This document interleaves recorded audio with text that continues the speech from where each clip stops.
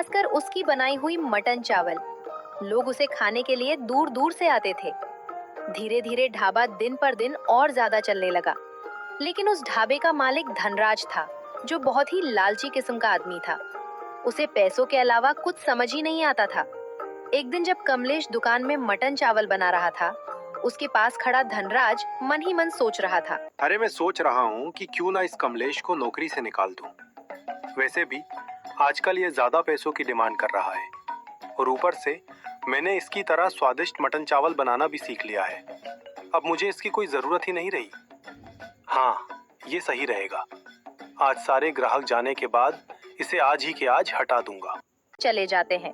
तभी धनराज कमलेश से कहने लगता है, अरे कमलेश, आज तुम्हारे लिए बहुत बुरी खबर है। अरे मालिक, बुरी खबर? ऐसा क्या हो गया मालिक? अरे कमलेश, वो मैं ये कह रहा था कि आज से तुम यहाँ काम करने मत आना। आज से तुम्हारी परमानेंट छुट्टी हो गई। घर जाकर राम से मौज कर। अरे मालिक, आप ये क्या बोल रहे हो? मेरी जरूरत नहीं है। क्यों? ऐसा क्या हो गया मालिक कि आपको मेरी जरूरत नहीं होगी?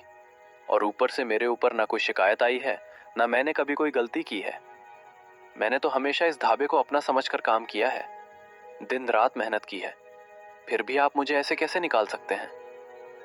मालिक, अगर मुझसे कोई गलती हो गई हो तो आप बताइए, मैं उसे सुधार लूंगा। लेकिन ऐसे अचानक से नौकरी से मत निकालिए। मेरा घर परिवार भी इसी पर चलता है। चुप कर कमलेश, बस बहुत हो गया तुम्हारा ये फालतू का नाटक। मैंने जो फैसला लिया है वो अंतिम है और मुझे किसी भी तरह की सफाई या बहाने सुनने में कोई दिलचस्पी नहीं है। तुम आजकल ज्यादा पैसे मांगने लगे हो और मुझे ऐसे लोगों की यहाँ कोई जरूरत नहीं है। और सच कहूँ तो अब मैं खुद तुम्हारी तरह मटन चावल बनाना सीख चुका हूँ, इसलिए अब तुम मेरे किसी काम के नहीं रहे। जितना काम किया है उसका हिसाब ले लो और आज के बाद यहाँ अपना चेहरा मत दिखाना, समझे तुम? अब चुपचाप यहाँ से निकल जाओ। ये बात सुनकर कमलेश अंदर से टूट जाता है। तभी कमलेश बोलता है, ठीक है मालिक, तुमने जो नाइंसाफी की है ना मेरे साथ, देखना एक दिन तुम जरूर पछताओगे। ठीक है, ज्यादा बकबक मत कर और यहाँ से निकल।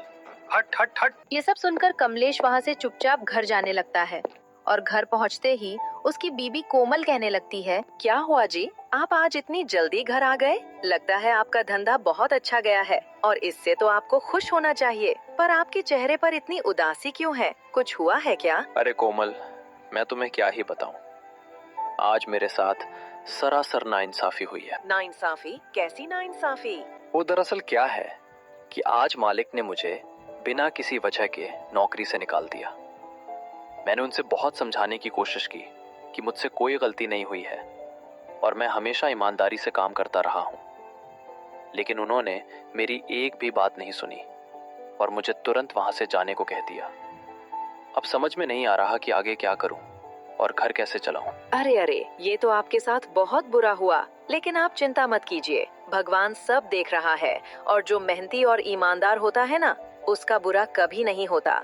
हो सकता है आज मुश्किल समय हो, लेकिन यही समय आपको आगे कुछ बड़ा करने का मौका भी देगा। आप हिम्मत मत हारिए, हम दोनों मिलकर जरूर कुछ न कुछ करेंगे और एक दिन आप उन लोगों को दिखा देंगे कि असली काबिलियत क्या होती है। हाँ कोमल, वो तो मैं समझ रहा हूँ, पर हम अभी करेंगे तो करेंगे क्या? ऊपर से मुझे खाना बनाने के अलावा कुछ आता भी नहीं है। क्यों ना हम भी अपना ठेला लगाएं?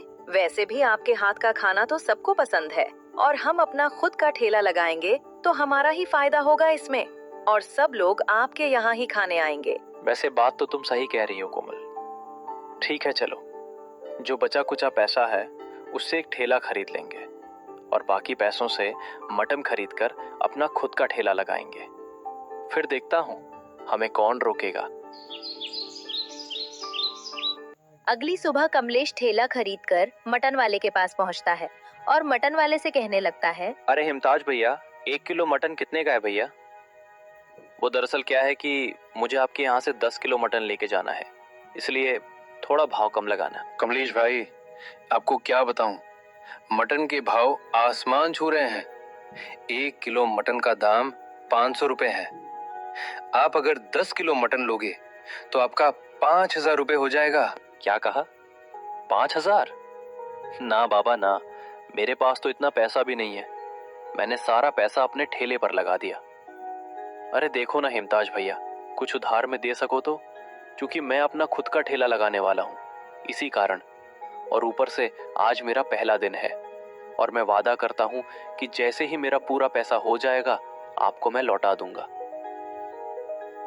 भैया मुझे माफ कर देना यार, वो दरअसल पिताजी ने मुझे उधार में देने से मना किया है। हाँ, लेकिन मेरे पास एक उपाय है, अगर तुम सुनना चाहो तो। बताओ, मैं तुम्हें एक मस्त उपाय बताऊंगा। उपाय? कौन सा उपाय? बताओ बताओ, हम भी जरा सुने तो। भैया मैं ये कह रहा था कि क्यों ना आप चिकन लेके अपना धंधा शुरू करो, क्योंकि इस मौसम में चिकन का भाव बहुत कम है और आपके आधे पैसों में भी आपका काम हो जाएगा। हाँ, वैसे तुम्हारा सुझाव बुरा भी नहीं है। ठीक है हिमताज भैया, मुझे 10 किलो चिकन दे दो।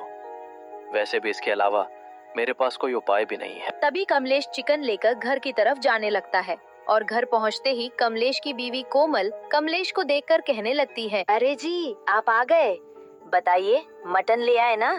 आज तो मैं सोच रही थी कि हम दोनों मिलकर शानदार मटन चावल बनाएंगे और आपके ठेले की शुरुआत धूमधाम से करेंगे। लेकिन ये क्या, आप चिकन लेकर आए हैं, मटन कहाँ है? कहीं कुछ दिक्कत तो नहीं हुई ना? आप इतने चुप क्यों हैं? कुछ बताइए तो सही। अरे कोमल, क्या बताऊं तुम्हें, मटन के दाम इतने ज्यादा थे कि मेरे पास उतने पैसे ही नहीं थे, इसलिए मजबूरी में मुझे चिकन लेने पड़े। पहले तो मैं बहुत परेशान हो गया था, लेकिन फिर सोचा कि काम छोटा या बड़ा नहीं होता, मेहनत ईमानदारी से होनी चाहिए। इसलिए मैं सोच क्यों ना हम चिकन चावल बेचना शुरू कर दें। चिकन चावल? मुझे नहीं लगता कोई हमारे यहाँ चिकन करी खाने आएगा, क्योंकि बाजार में बहुत सारे लोग पहले से ही चिकन चावल बेच रहे हैं। हमें कुछ अलग सोचना पड़ेगा। शायद ये सही कह रही है कोमल, पर हम बेचेंगे तो क्या बेचेंगे, वो भी चिकन वाले आइटम में। तभी कुछ देर कोमल सोचती है और अचानक बोलती है, आइडिया, क्यों ना हम चिकन करी और उसके साथ पराठा बेचना शुरू कर दे, क्योंकि बाजार में किसी ने ये सोचा भी नहीं होगा। इस तरह हमारा धंधा भी चल पड़ेगा। अरे कोमल, तुम्हें तो मैं मान गया, क्या मस्त सुझाव दिया है।